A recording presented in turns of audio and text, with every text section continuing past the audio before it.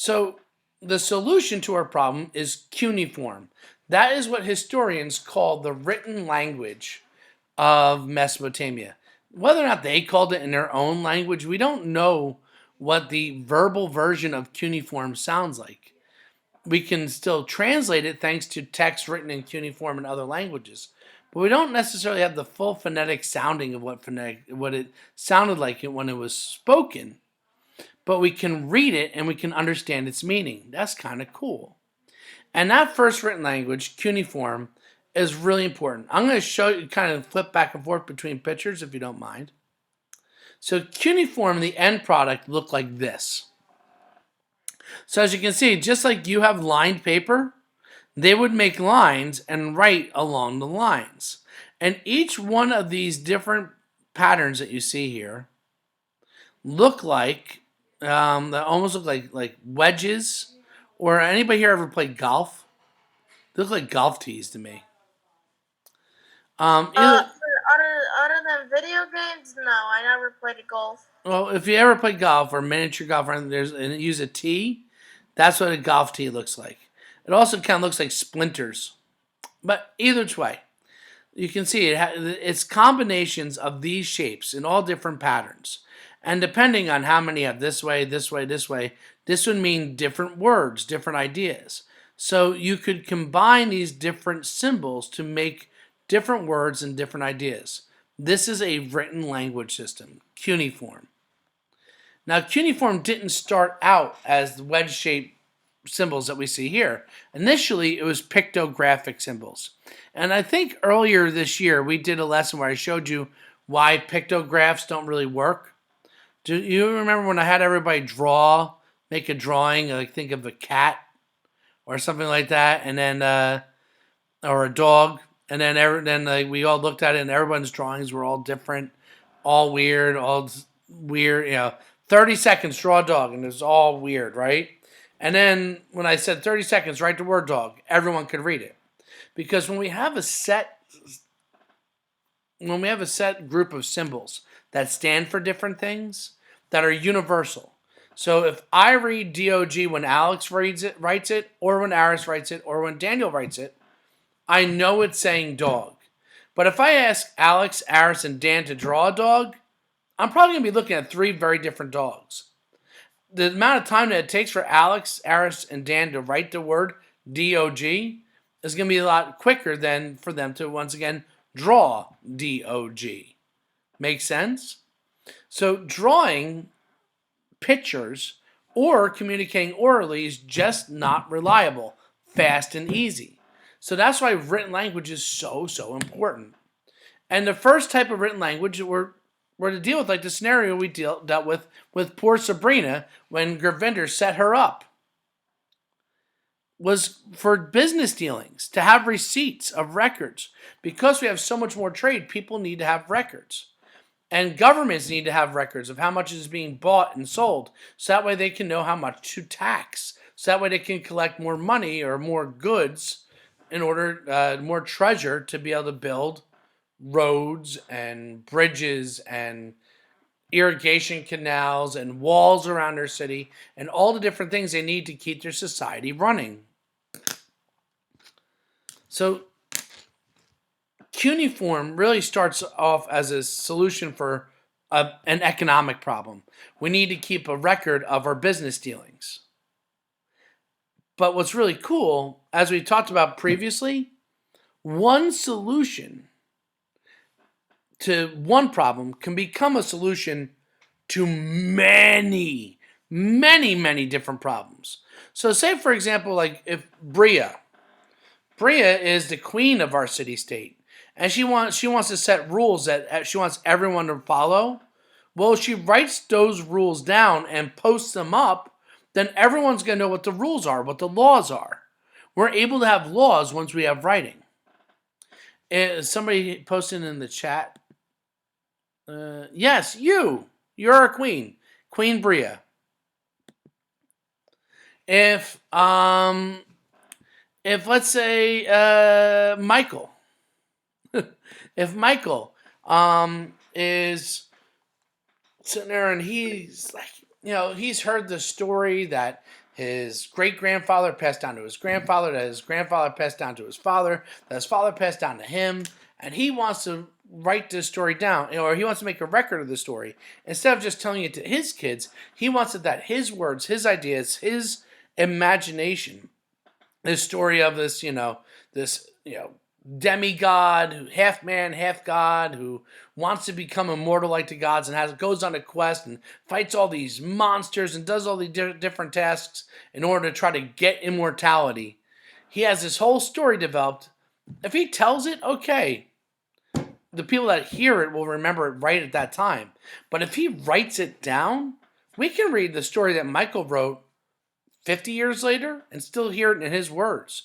We can read it 500 years later, 5,000 years later. In fact, the first written story, the first example of literature, begins in Sumer. The people writing down the story of an epic of a demigod called Gilgamesh, who did just that, who tried to become immortal by doing all these different quests and fighting all these different monsters. So we have literature now. And we might have somebody like Raquel. Kelly might say, you know what? There's all these major things going on. There's war, and there's different kings coming to power, and all these big events. Somebody should be keeping a record of these things. I'm going to use this written language to write down what's happening day by day. Oh my goodness. Kelly's are developing history. So now with writing, we can have history. We can have Santi. He's looking at the stars, and he's looking at the sky, and he's noticing all these things where this one repeats. This one's body keeps coming back, and it seems to be moving along the sky in a pattern, and he identifies it as a planet. Well, he can write down those findings if he has writing. So because of writing, we have science. And we can have, let's say,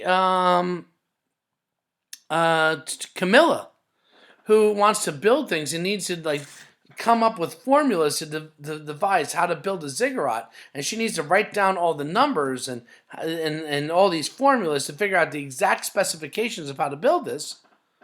Well, in order to write down numbers, she needs writing. So without cuneiform, we don't really have advanced math beginning. Whatever your subject is in school that you love, thanks to cuneiform, it developed into what it is today. Thanks to writing.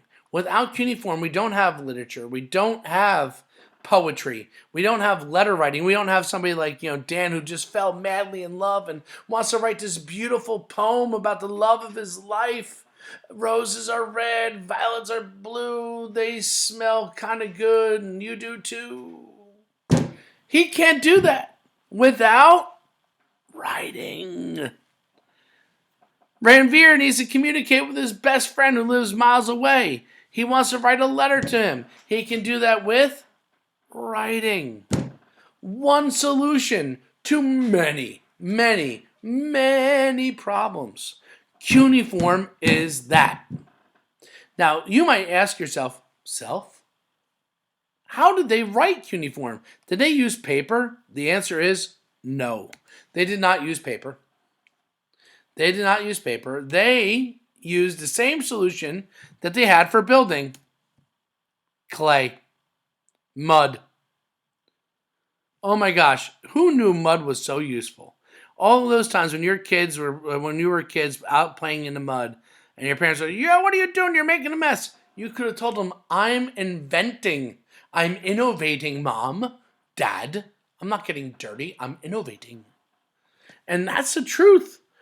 The first writing was done on clay. They didn't have paper. They didn't have wood. They don't have, the Egyptians invent a first kind of paper, papyrus, that they make out of reeds. They don't have that. So they make the best out of what they had. Remember, good civilizations use what the environment gives them. The environment gave them a lot of mud. So if I take that mud and I know it dries, it becomes hard, right? So while it's wet, if I flatten it out, make a flat surface, and I write my symbols on it, I write my language on it, and then put it out in the sun to dry, guess what? It's permanent. There are cuneiform tablets that were written 6,000 years ago that we still can read today. We can read the words of a person who lived in Mesopotamia 6,000 years ago who lived and died before the pyramids, and we can still read their words because of cuneiform. They talked to us through 6 millennia. How wonderful is that?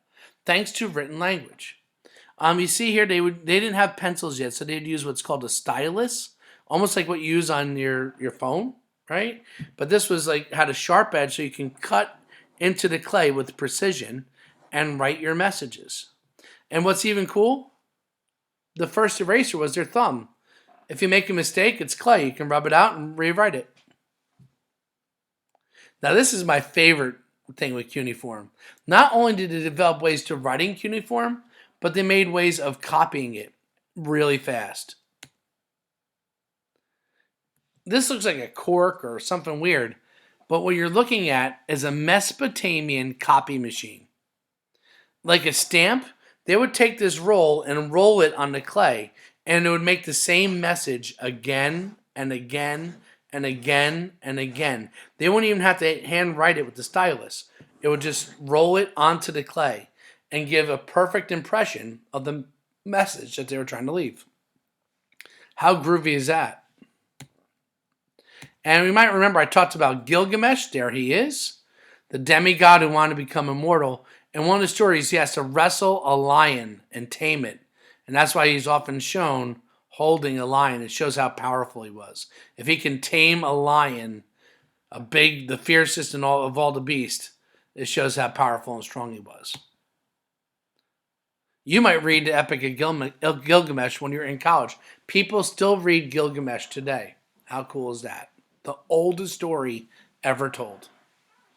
So, why is written language better for communication than communicating only verbally or by only using pictures? That is your exit card for today. So post that up on Google Classroom, and I look forward to reading your answers. Thanks so much.